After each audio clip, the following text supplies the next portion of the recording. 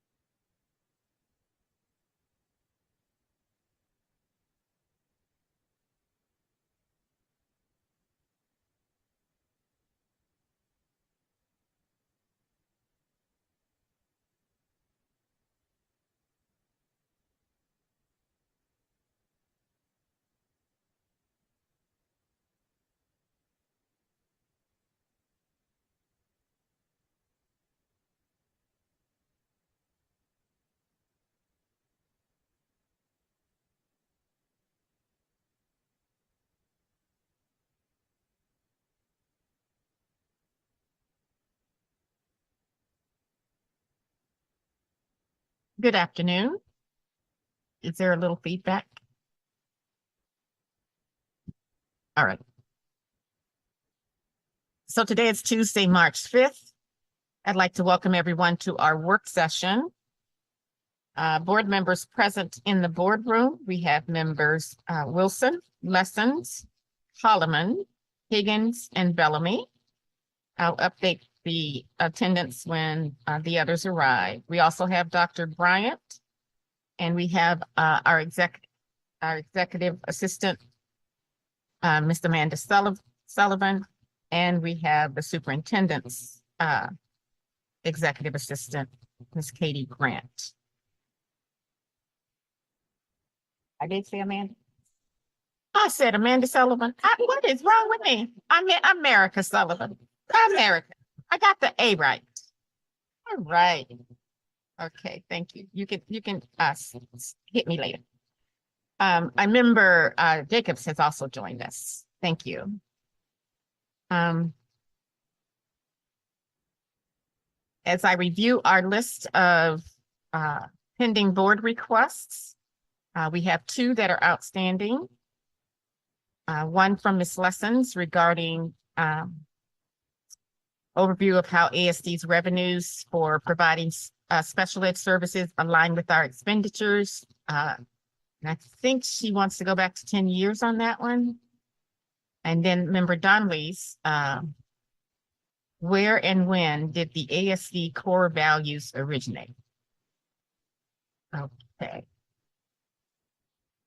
So with that, anybody else want to add a request for information? Seeing no one, if you do get those, you know to send them in and we can add them to our list.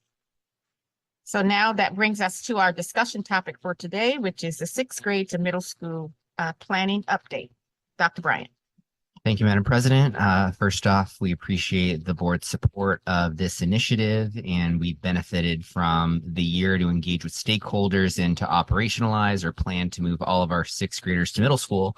So at this point, we would like to brief the board on our progress to date and answer any outstanding questions before we make that move in the fall. I'll hand it off to our team. All right, and thank you for the time today. We have spent the entire year working on this initiative. We've met with a huge group of people weekly over the course of this year, really looking at everything from instruction to facilities to transitions. And today we're going to try to answer as many questions as we can. We have a little presentation for you. Joe's going to kind of take the lead on that. And then at the end, of course, any questions we can try to answer them. We probably have answers for almost anything because seems like we get questions about 6th grade move daily. So I'll turn it over here to Joe and we'll let him go through this presentation. Thank you, Sven. So appreciate you giving us time today to talk through this project. We've made a lot of great progress this year based on the direction of the board and a lot of great planning and partnership between academic services and our operations department. This is one of those projects that really does engage every department of the district. It's got a huge scope and everything from building level staff and administration, our experts at middle and elementary level, principals working diligently all year to make sure that the transition is as smooth as possible for students and families. And then just a huge cast of support from operations to make sure that, you know, we've accounted for everything. We continue to get feedback from our community and stakeholders, and we appreciate their support as we work forward.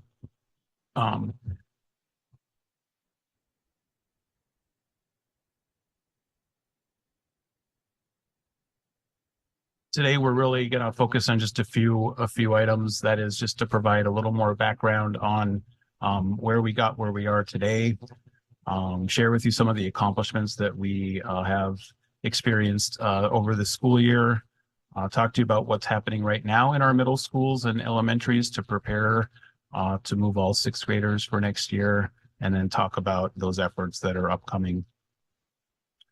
I wanted to provide just an opportunity for you to kind of see how sixth grade has been present in our middle schools historically. As far back as 1997, when we built Mirror Lake Middle School, that was where the first time that we brought sixth graders into our middle schools. At that time, as we were preparing for the opening of that building, the elementaries in that area were prepping their families, their fifth grade families, for a move to a sixth grade middle school experience, much like 7 of our middle schools are doing right now.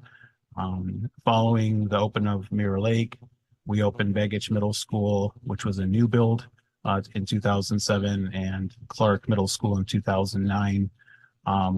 And again, as we were building these larger comprehensive middle schools, the decision was made to provide a 6-8 program for those students, and those feeder schools were preparing at that time for that move. In 2018, district administration and schools at the middle level started talking about what a 6-8 program could look like across all of our comprehensive middle schools. We started working at that time, planning a lottery opportunity for sixth graders at Hanshu and Greening, just to gauge interest from the community and to determine what that transition could look like.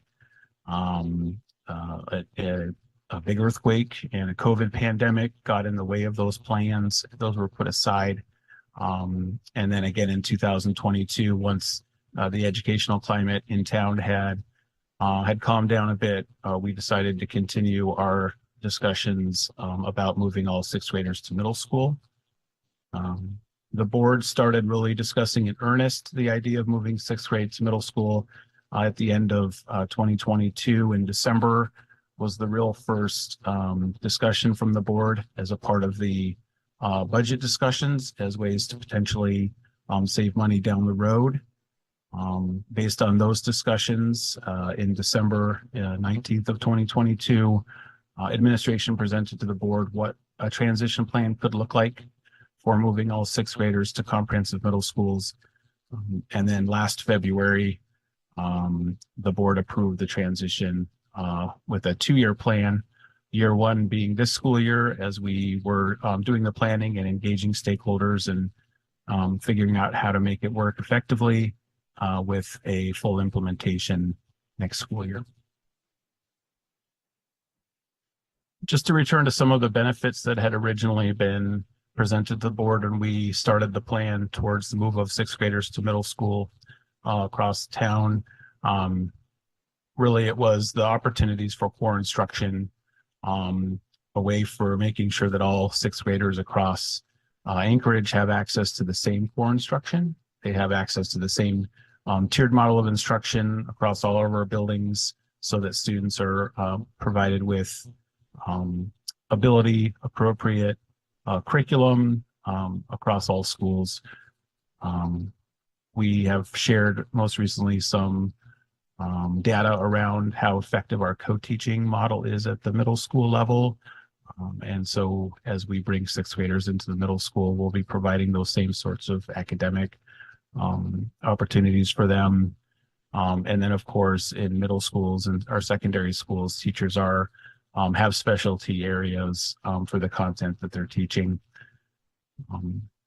Really, it's providing all sixth graders with the same instruction across all middle schools that makes this a benefit. And it helps us align all of the work we're doing to board goals, especially around math, reading, and providing college, career, and life readiness opportunities for students. Middle schools, moving sixth graders to middle school makes sure that they have the same opportunities for special education supports, English language learner, resources, Indian education, and then, of course, making sure that the whole student is supported and making sure that they have social and emotional learning supports as they move in. One of the other benefits that sixth graders see in a middle school is daily band, orchestra, and choir, increased opportunities around college and career technology education, such as family consumer science, Project Lead the Way, computer classes. And then, of course, they get PE every day and a quarter of health, and that will align to a quarter rotation that was discussed at the last meeting in part.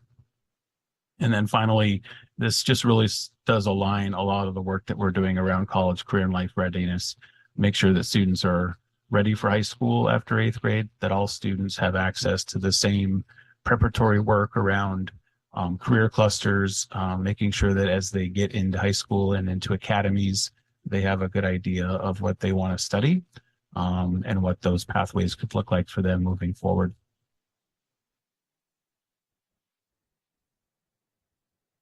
Wanted to share a little context around what districts of similar size in the Northwest, how they structure their middle schools. As you'll see from this slide, most of the large districts in the Northwest that compare to our size and number of schools currently employ a 6-8 model for their middle schools. You'll see at this time, Anchorage, 30% of our middle schools are 6-8. We have the 7-8 middle schools currently. That'll change next year. When this slide was produced in 2022, it demonstrated that Fairbanks was undergoing a similar transition with their middle schools at that time, and they currently have a 6-8 model for all of their middle schools. So what we're doing in our district aligns very well with what other districts of similar size in the Northwest have implemented as well. As we began the project, one of the priorities for the board and for administration was to make sure that we were communicating with families, students, and staff as we were making progress towards this move, to make sure that folks were aware of what next year would look like and what the process entailed. Our ASD Moving to Middle website, which is on our Hot Topics page, provides a lot of great resources for families and for staff. It has links to articles that have been written in the media here around this move. It has a rather large and robust list of frequently asked questions that we actually have been using and updating as we get questions from families, and we're able to provide more clarity as we get that feedback. We have some great content produced by our communications team around what the change can look like for students.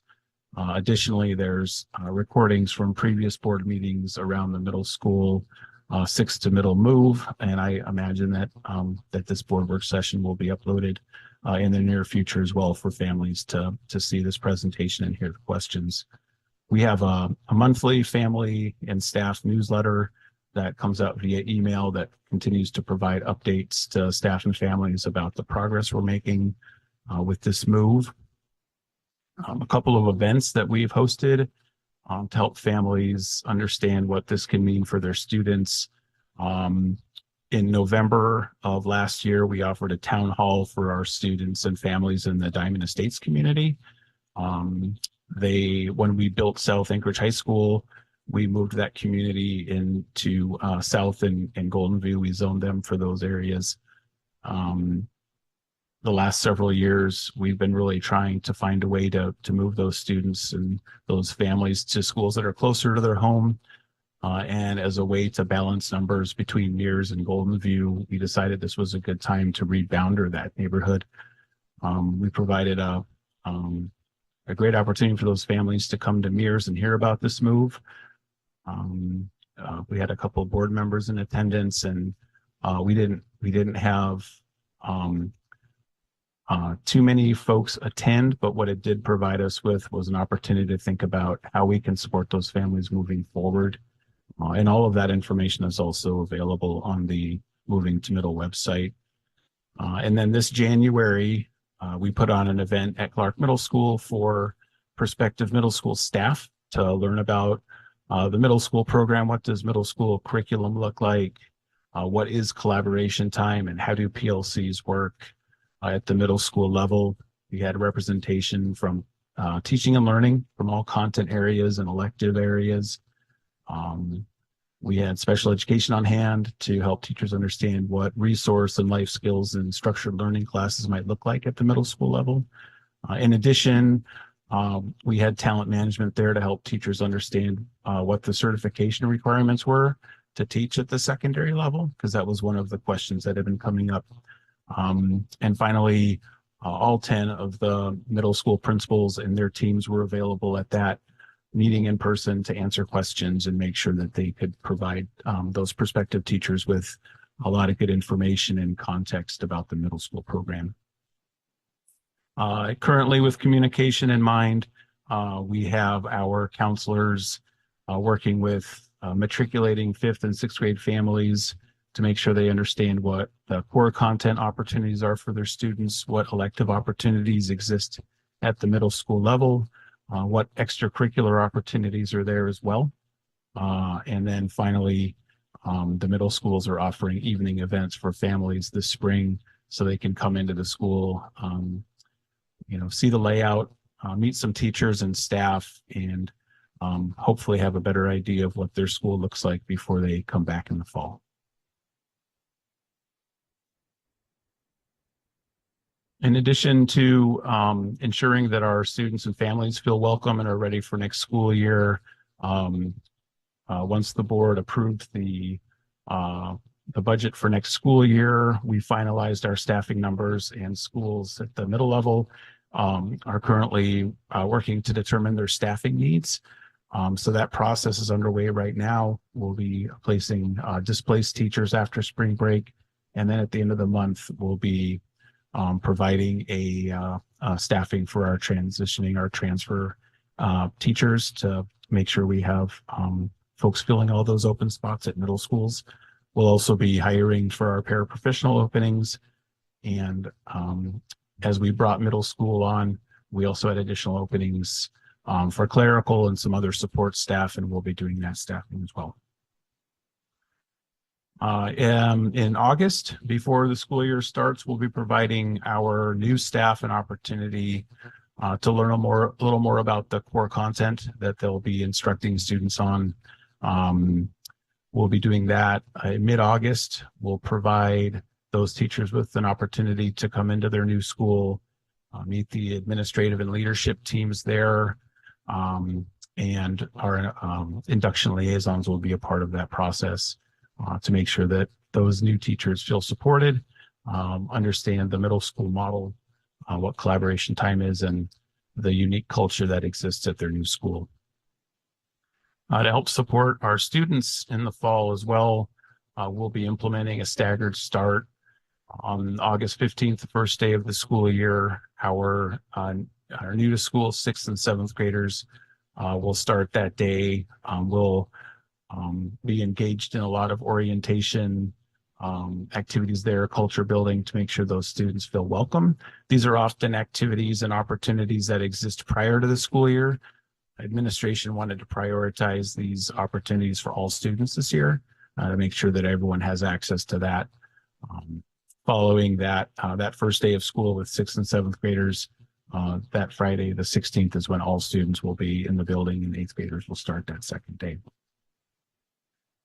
As always, we'll be providing fall open houses for families so they can come and meet their students, teachers, and kind of run through the schedule and see what a middle school passing time looks like, and make sure that they have opportunities to ask all those questions that new to middle school families have.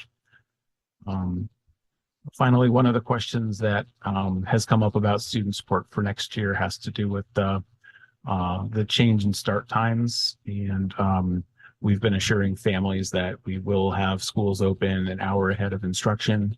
So students off, in time with some other drop-offs for other students in their family, they'll be able to do that, and they'll have a safe environment for students to come in and be supervised by an adult.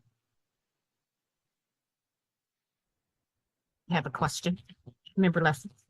Thanks. I appreciate all of this information. If you were to go back to the previous slide when you talked about the staggered start, I just checked my personal family calendar and I have August 15th as the first day of school. And what I'm hearing is that for K through 7 and 9 through 12, August 15th will be the first day of school, but for eighth graders, August 16th will be the first day of school. I can answer that. So for a number of years, Bartlett has used the first day of school for ninth graders. And it's been a very positive experience for those ninth graders to be able to come in and have some upperclassmen actually help them navigate and learn the school.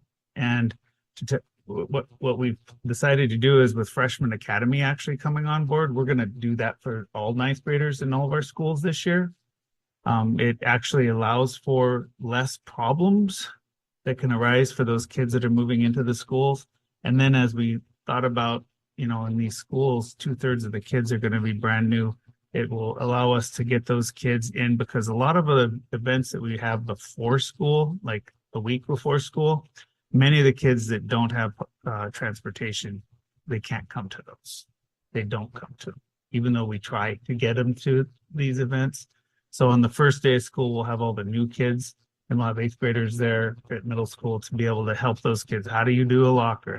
Where do you go to the gym? How do you get through the lunch line? Because with that many more kids in our school, all new kids, we want them to have a successful implementation. So that is our plan, is to have 6th and 7th graders come on the first day, 9th graders come on the first day, and then in the high schools, 10th through 12th will then start the second day, and 8th graders would start the second day. Cool. I'm sure lots of people have thought about this, but with my parent hat on, that's a lot of students not going to school for a day, the 8th graders and the 10th, 11th, and 12th graders. And I just wonder, I support the additional supports for the 7th and 8th and 9th graders. I think that's fabulous. What if we moved that so everybody started school on the normal first day of school, but the 7th and 8th graders came on the 14th, or the 9th graders, right? You would need to, I'm assuming, pay staff additionally. You would have to pretty much pay staff and a full another day to be able to do all the in-services and the planning, because we'd have to back everything up. Because we have new teacher in service for a week, we have new CKLA in services, we have new math curriculum service in service. I mean, we have all of that going on with the staff. I'm guessing that we in multiple hundreds of thousands of dollars. It would be million. It would be, I think, is it one, Marty, do you know, one day?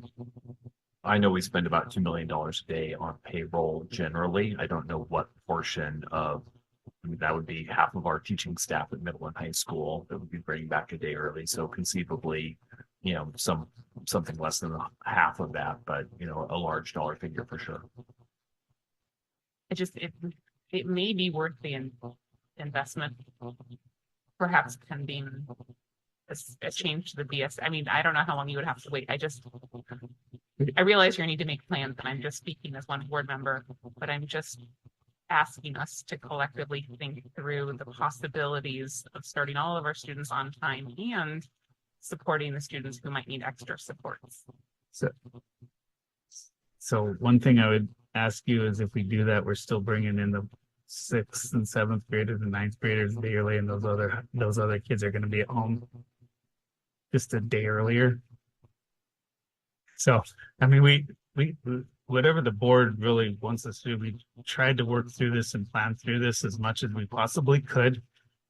We do have, when you have 2/3 of your kids in a middle school showing up, that's a lot of kids to get into lockers and learn about the gym and the lunchroom and all that, how to log onto the computers, because it's a little differently, and getting out Chromebooks so that, because it's a one-to-one more in the middle school. So there's a lot of stuff there, and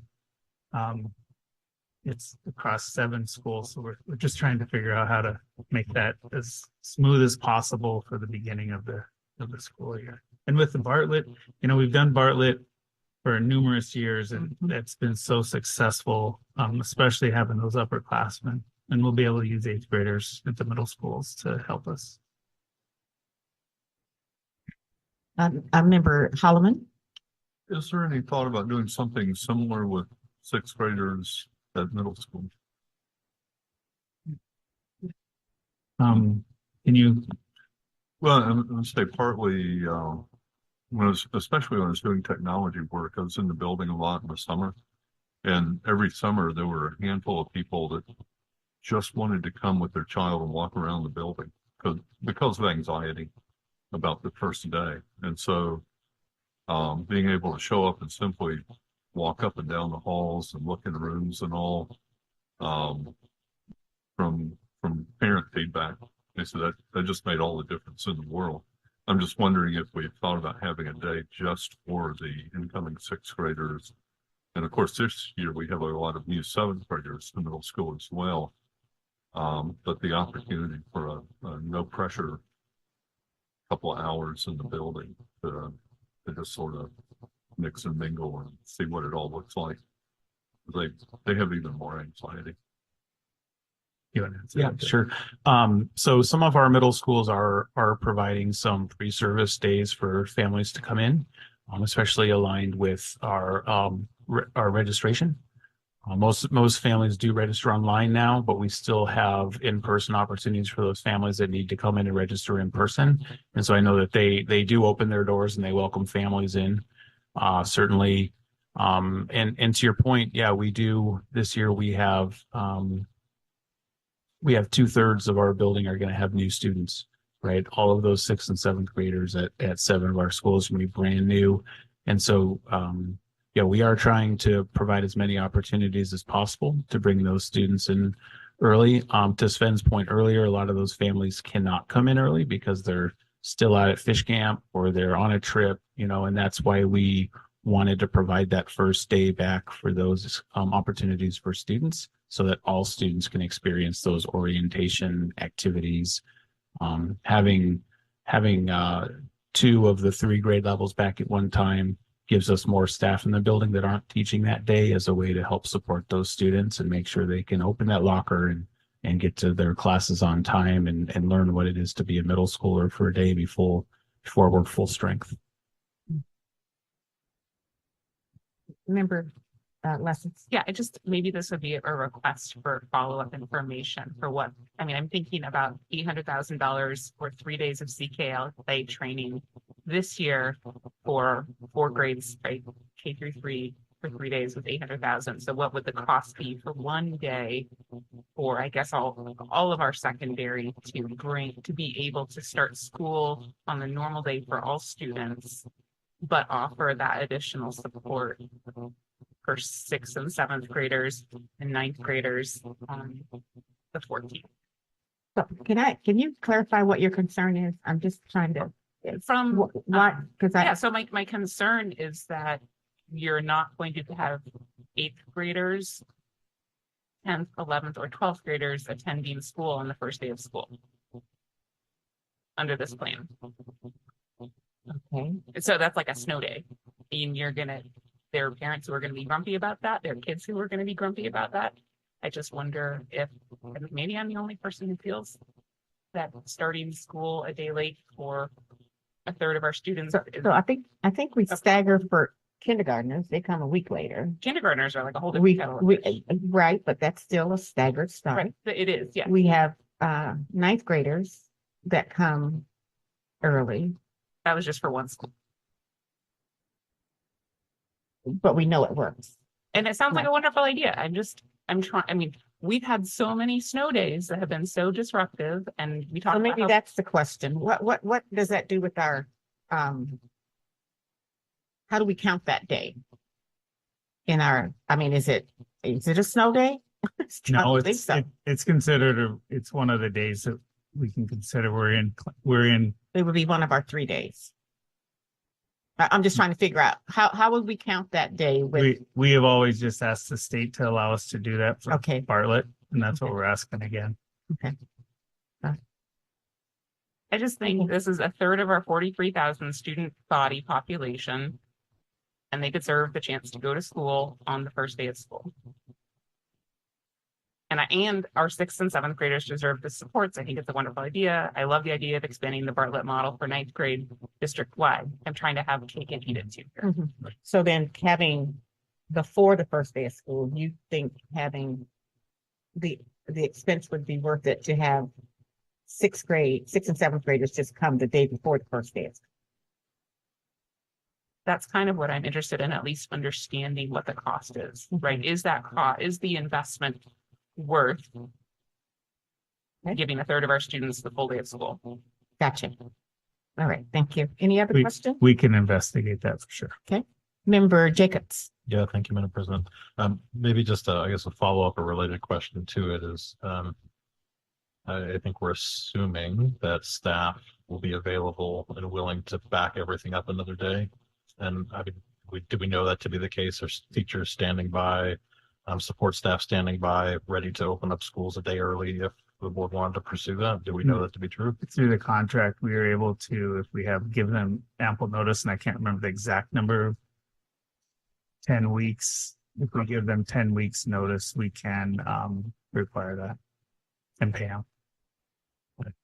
I'm not sure the requirement is a great way to start the school year, but I guess while we're gathering data on the cost, I would hope we could also gather data on how our bargaining units feel about it too. As dropping a mandate down doesn't seem like the best way to start the school year either. Thank you. Member Higgins, I see your mic's on. Member Higgins? Thank you. I'm just curious about how it's impacted the number of lottery slots like at Stella, because you're adding 6 and 7, you got both at the same year. You got a somewhat limited school. Has that reduced those number of slots for each one? We haven't had the lottery run yet, so we don't know. I mean, people are still filling out lottery applications. So I couldn't answer that question yet until we've gone through that process with the new system. I was just thinking that because of the limited size and you're adding a grade, it seems like it would have to reduce it some. So I'm just kind of feeling about that. We can't really answer that question yet. Okay. Member Higgins, until we actually go through the lottery Okay. and see what's that. And the only other question I had is, the studies show that, kids that are socially, emotionally not ready, and there are going to be some issues. There's different things we're doing in anticipation of that kind of problem or issue that has come out of some studies that said this is the challenging. Some kids come out, it's easier. Some kids a little bit harder.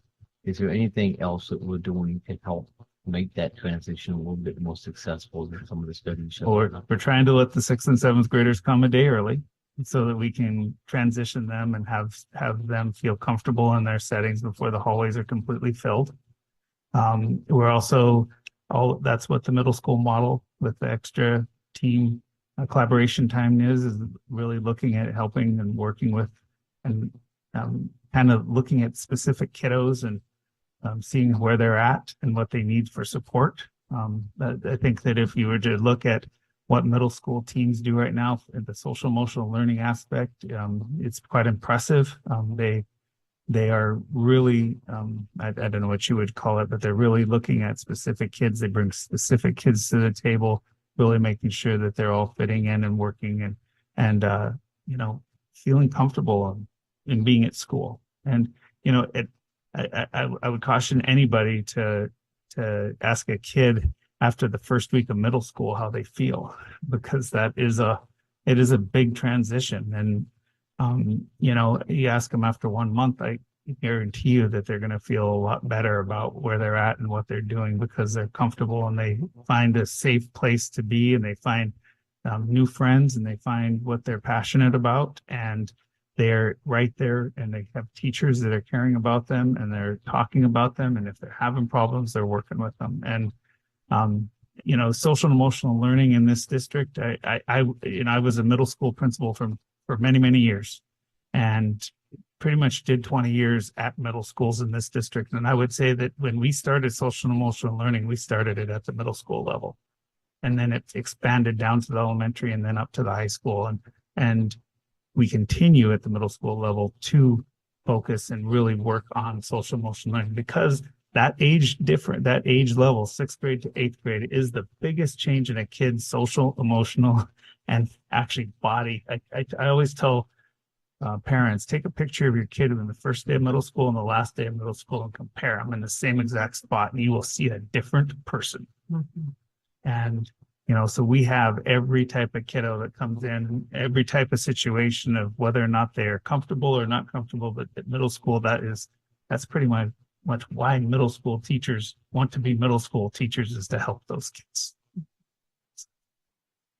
So, Member Jacobs, did you have go on? Thank you, Madam President. So, two questions I'm going to bundle together. The first is we talked about electives in middle school earlier. You mentioned consumer family sciences. Do all ASD middle schools currently have that elective for students? And if not now, will they at the start of next year? Yeah, we actually, a lot of our schools that have dropped family consumer science are bringing that elective back for next year. And so in subsequent slides, when I'm talking about some of the equipment we're having to bring into our middle schools, is we're having to revamp some of those classrooms that have been used for different things. So yes, all of our middle schools will be providing family consumer science. In some respects, it might be a semester class for some students, and it might be part of an elective rotation for our 6th graders. Mm-hmm. And so, so we'll be having that. We also have our applied tech classes and some of our other CTE classes. That varies from school to school based both on the facility itself and based on the qualifications of the teachers they have on hand. Just a quick follow-up. Sure. And the follow-up is not related. So taking a little liberty from Madam President, circling back to the staggered start times, I have parented, I think, roughly a dozen youth that have attended Bartlett. So I've experienced the delayed start to the year before. I do like the idea, and I wish, frankly, I had the extra day as a 9th grader to get the lay of the land in high school first. But I do see Member Lesson's point that it's going to be an adjustment, maybe less so given that 10th, 11th graders typically can stay home independently, and that probably won't be as much of an adjustment for families than if we were talking about 1st or 2nd graders. But with that said, Fairbanks and Matsu have the 6 to 8 and 9 to 12 models that we're moving to.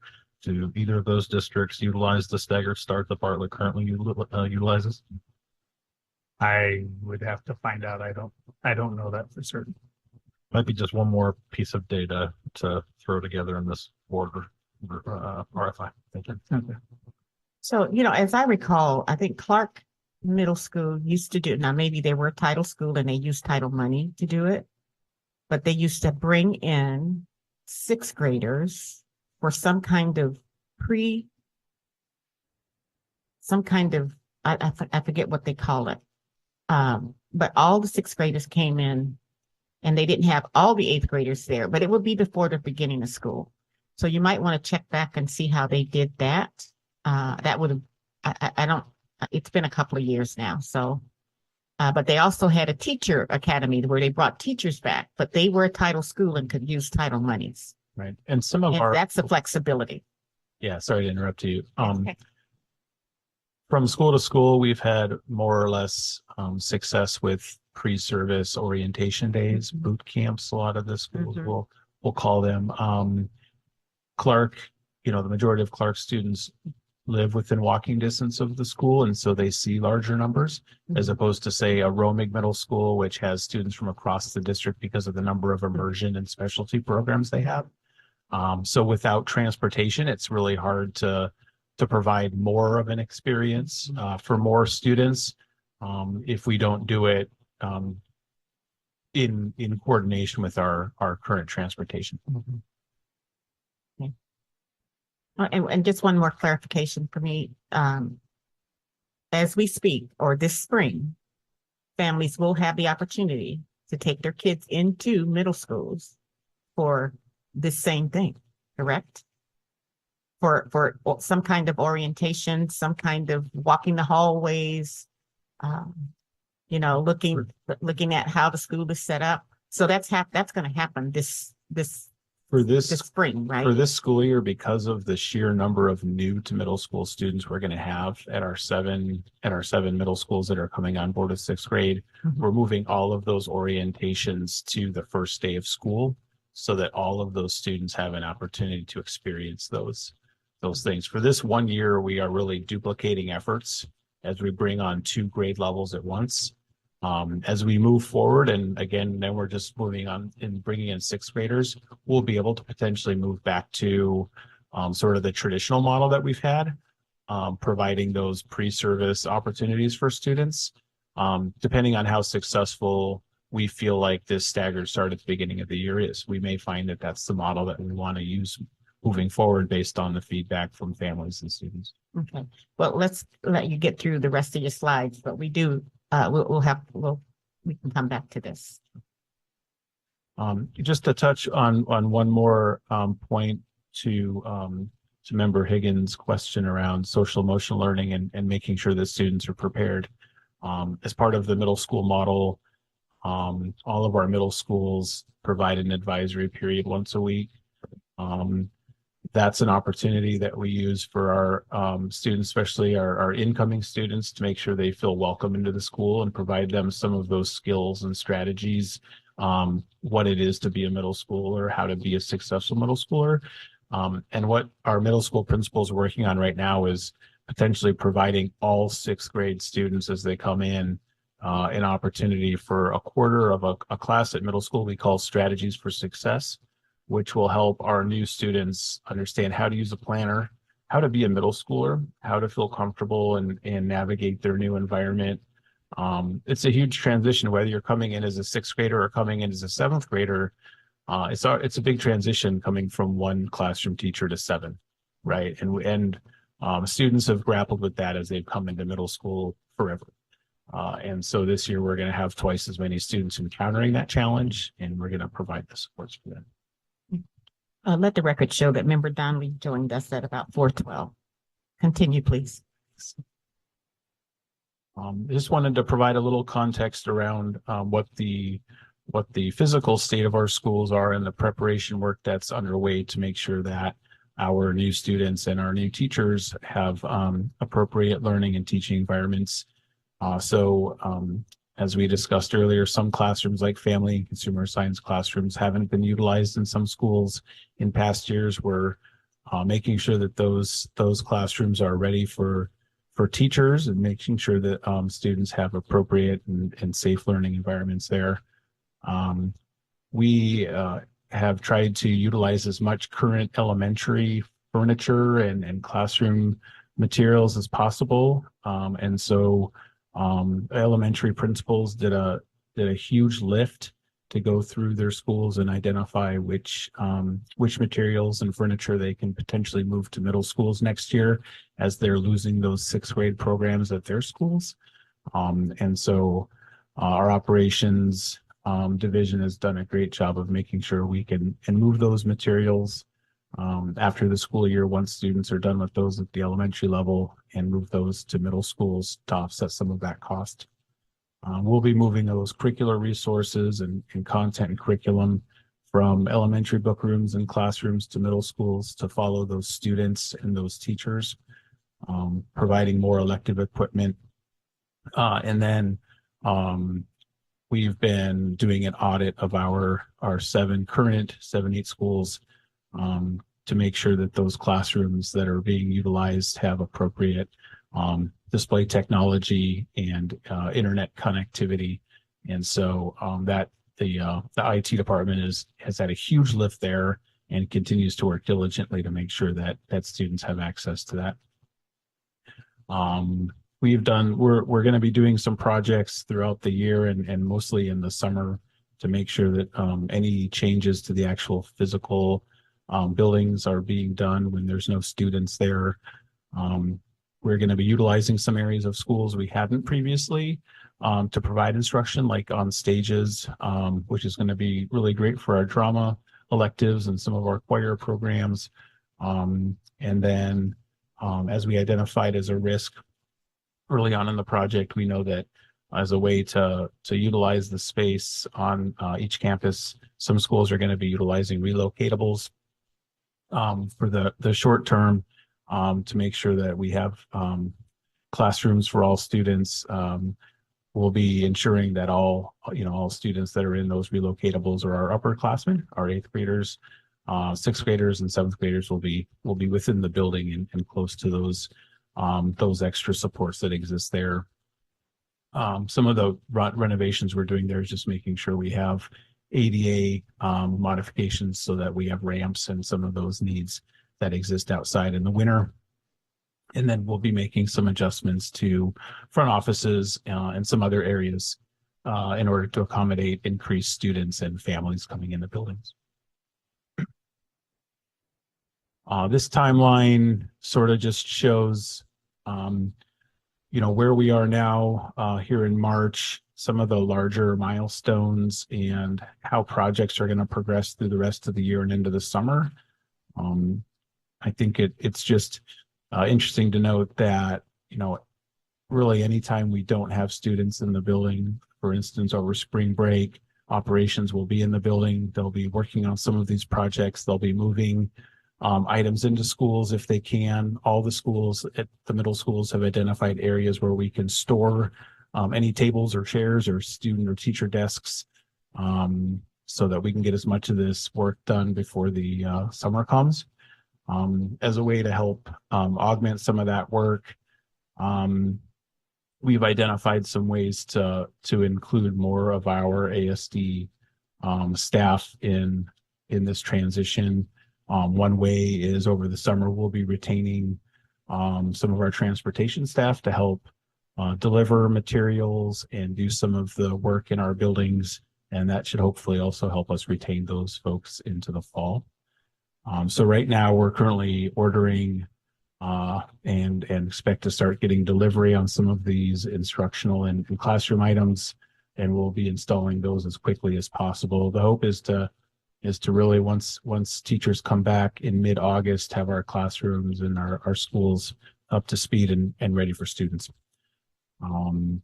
Again, after that last student day, this year we'll start moving items from elementary schools to middle schools. The warehouse team has been doing a great job of identifying which items can go to which schools so that we're being as efficient as we can with our resources and our folks. And then some of that equipment that we're bringing in will have to be assembled at the school and moved into classrooms as appropriate.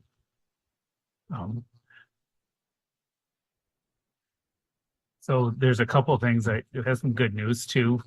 As of right now, and I qualify this that we aren't done yet, but as of right now, we're 27% under budget of with all the stuff we've ordered. So that's been some good news for us.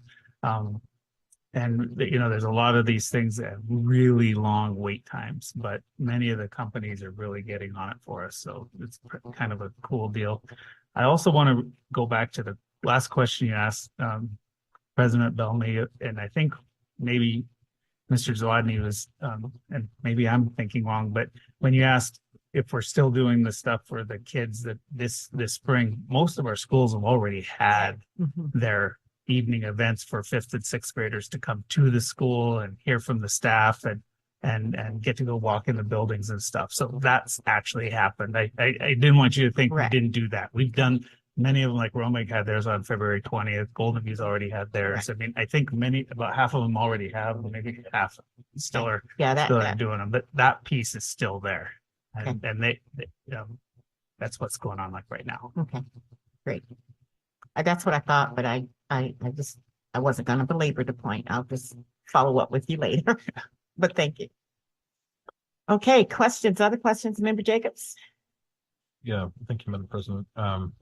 So after this transition, how many ASD elementary schools will have a sixth grader in them? So we've identified 3 programs, Aquarian, Chugach Optional, and Denali Montessori will retain their 6th grades. And Northern Lights ABC. Right, yeah. They already do. Right, so we still have some K programs that will retain their 6th graders. They're the full school where it's the same philosophy for the whole school.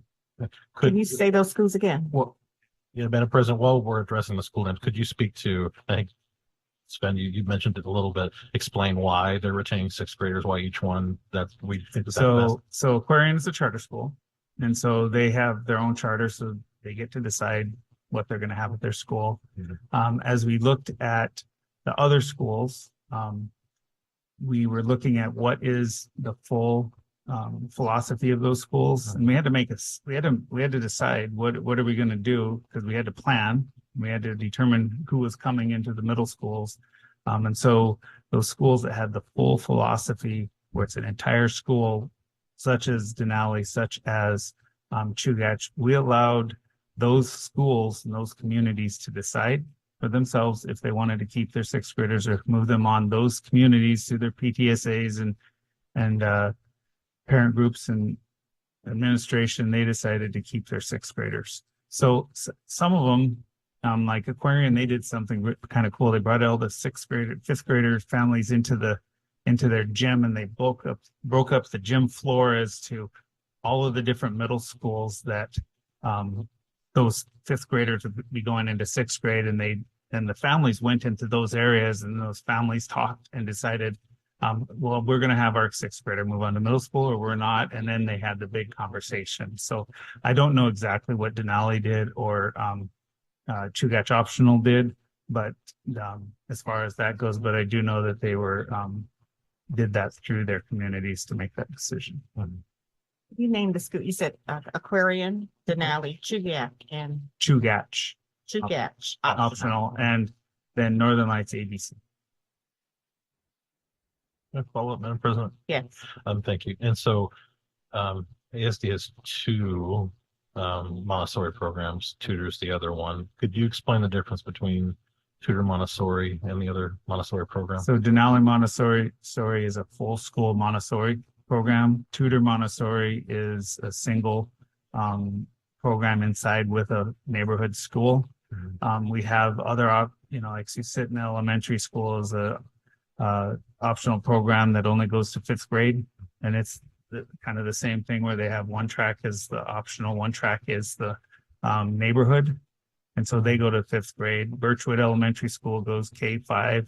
Birchwood is an ABC school. They have K through 5 track of ABC, K through 5 neighborhood track. So those schools are our models that we're going off of that have that. If we, one of the things that we have needed to look at, we looked at Bowman Elementary. Bowman Elementary is moving, they said, okay, we can figure this out. And K-5, Tudor Elementary is the other one that's is a K-6 going to a K-5. They're single tracks. We have to look at each of those and see what the actual how many kids are in those classes is in that track, as well as what is on the waiting list, because many of them do not have waiting lists. And the ones that actually have waiting lists, you look down into those actual students, and they have already actually decided to go to other schools, or they're actually in those schools, because the lottery doesn't just take them out when they go into those things. Once the lottery is done, it's like a moment in time. And after that moment in time, after we start the school year, there's movement, but we don't go back and clean that up until the next lottery, because that's a pretty big job. Follow up? Yeah, thank you, Madam President. And I appreciate the explanation and clarification. I haven't had a student attend an ASD Montessori program. What I understand is, or at least what I think I understand, is that the parents in the model sees value in combining 4th through 6th grade.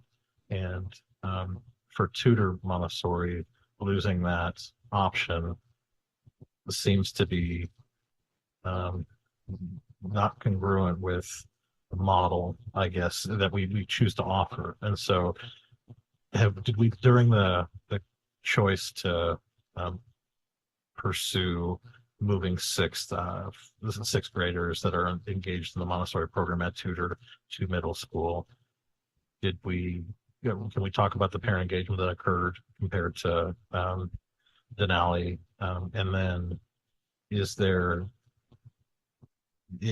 there grade 4-5 combo Montessori classes that we know that exist that we're looking to model our tutor program off of? If that makes sense. I wish I had Eric Visty here. He's traveling right now because he has all of that a lot better than I do as far as what's out here in our school district. But when you all had us go for a 6th grade to middle school piece, and we have a neighborhood school that has a track in it, those neighborhood schools, if they don't have big enrollments in their optional programs, it really jacks up our FTE and our actual being able to have, like at Tudor Elementary School, we had the principal go out last year and ask every neighborhood family if they would be willing to move their kid into the Montessori program so we could have a full Montessori kindergarten, because we utilized the entire wait list, but we still didn't have a full classroom set. But after that community was asked, the principal literally asked all the families in the neighborhood side. So, we have to, as far as we had to make a call, right? I mean, we had to where do we stop? And as far as a 4-5, Birchwood Elementary was a 4-5-6. We have models where, Bowman Elementary, their optional program is a 4-5-6, and they're making it work for a 4-5. So, I guess that would be, if we were given through the superintendent guidance of what we needed to do there, we could do that. But at some point we had to make a call, and this is the direction we're going. We did have people from Tudor Elementary ask us to keep the 6th grade, but at the end of the day, we had to make a call. Madam President, just one last follow-up, if I might. Sure. Yeah, thank you. To be clear, I support I think we're on record now as having voted to support the plan. So I appreciate all the work that's gone into it. The only concern I have is we've received, contact from parents that the move has specific implications for the Montessori model that we choose to utilize and we choose to offer parents. And before we put our foot on the gas pedal and start going down the road, I just want to make sure that, at least from our perspective, we're asking all the questions and looking 2-3 years down the road. And for now, at least, doing right by those parents that have a 6th grader in the Montessori program. And so I don't know if we evaluated, Member Holloman at a previous meeting indicated that, at least historically, the district has considered allowing students to remain with the choice to remain or not, or if enrollment and Denali was an option for parents at Tutor, or if there's anything else we could do to go above and beyond for those families that are going to be impacted by that change, and if we're to make sure we're not undermining the Montessori model at Tutor. But that's a question I'm not qualified to answer, so I'm trusting your judgment on. Thanks. I see your mic on, Member Higgins. Just one question. The immersion programs that are, like the Russian immersion program, how will that transition? Normally it's the 6th grade with that, and they're really in that, but how will that? They're moving to middle school. All of them maintain the immersion component. Yep, they're middle school immersion, just like Mirror Lake is. Mirror Lake's a Spanish immersion program, and now it's a 6, 7, 8, and now all the middle schools we've had to add courses because of the 6th grade move, and so some of those that's all what's happening right now with the staffing. But those immersion programs are moving. I mean, across the country, most immersion programs at middle school are 6, 7, 8. Thank you. So, What about Winterberry? Winterberry's charter school. Oh, it's a charter. That's right. Yeah. Charter schools do their own. Yeah. Okay. I do need to correct one thing. Girdwood is also a K-8. Yeah. Correct. Go on. Member Lesson? I was recently in attendance at a very impressive fundraiser for the Romig Middle School Fine Arts Department. And there were opportunities for parents to donate, money that would go toward reeds on a clarinet or, replace a set of strings. The point being, music and instruments are a substantial investment. I know that our sixth graders who do band and orchestra, we have a robust bomb shelter full of instruments. Is there an additional investment that's required to support the music component of the transition to middle school, or We where is have Mr. Coronado that guaranteed me that we have enough of those instruments to go to the middle school to suffice what we need. Any other questions? We are at the end of our hour. Member Jacobs, Yeah, one final? Yeah, just one final note. I wanted to stress and underscore that I appreciate the work that's gone into this. This is, I think, an exciting path forward. To see the timeline all in one place, I think is helpful both for us and the community, and especially a huge fan of bringing back consumer family sciences to middle schools. I think that's going to dovetail really well with the CCL work we've got. So thank you. Okay. All right. So thank you guys for the presentation, and seeing no other questions, we will adjourn. I'll entertain a motion to adjourn to executive session. Move to adjourn for executive session for the purpose of contracts, negotiations, and Legal. Is there a second? Moved in second to adjourn. Oh, to move into executive session. Sorry, I'm ahead of myself. Is there any objection to the motion? Seeing, hearing none, we will go into executive session.